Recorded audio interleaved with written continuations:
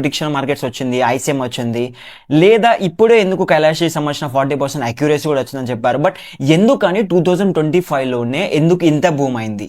2025లో prediction market గురించి ఎందుకు మాట్లాడుకోవాలి, ఫర్దర్ గా ఎలా ఉంటుంది? 2025లోనే ప్రిడిక్షన్ మార్కెట్స్ బూమ్ అవ్వడానికి మెయిన్ రీజన్స్ ఉన్నవి. వాటిలో 3 ఇవే. ఫస్ట్లీ ఒకటి ఏంటంటే ఈవెంట్స్ మార్కెట్స్ గా మారాయి.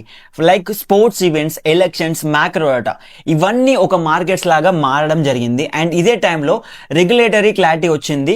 సో సిఎఫ్టిసి, కమోడిటీ ఫ్యూచర్ ట్రేడింగ్ ఏదైతే ఉందో, ఇక్కడ ఇది గవర్నమెంట్ ఏజెన్సీ, వీళ్ళు ఒక రెగ్యులేటర్ ని తీసుకొచ్చారు. రెగ్యులేషన్స్ క్లియర్ గా అవ్వడం వల్ల మెయిన్ స్ట్రీమ్ యూజర్స్ ఈ మార్కెట్ లోకి ఎంటర్ అవ్వడం జరిగింది. And third thing, AI plus real time data, AI plus live signals data include చేయడం వల్ల మార్కెట్ షార్ప్ గా అయింది అండ్ ఫాస్ట్ గా అయింది. ఈ త్రీ రీజన్స్ వల్ల మాత్రం ఇలా జరిగింది. అండ్ ఈ 2025లోనే $1 బిలియన్ ఆఫ్ మార్కెట్ గా మాత్రం కన్వర్ట్ అయింది.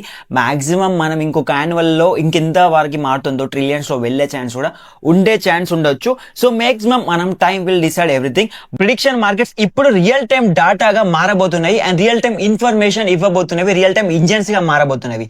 దట్స్ వై ప్రిడిక్షన్ మార్కెట్స్ ఇప్పుడు ఇలా బూమ్ అయినవి. అండ్ మోర్ ఈవెన్ ఇన్ఫర్మేషన్ ఏదైతే ఉందో, మనకి ఇంటర్నెట్ క్యాపిటల్ మార్కెట్స్ ఏవైతే ఉన్నాయో అండ్ ప్రిడిక్షన్ మార్కెట్స్ ఉన్నాయో, ఇవన్నీ రెండు ఒకటేనా లేకపోతే డిఫరెంట్ అనేది మనకు తెలియాలి. ICM versus prediction markets. So ఇవి రెండు ఇక్కడ మనకి టుగెదర్ అయితే కాదు.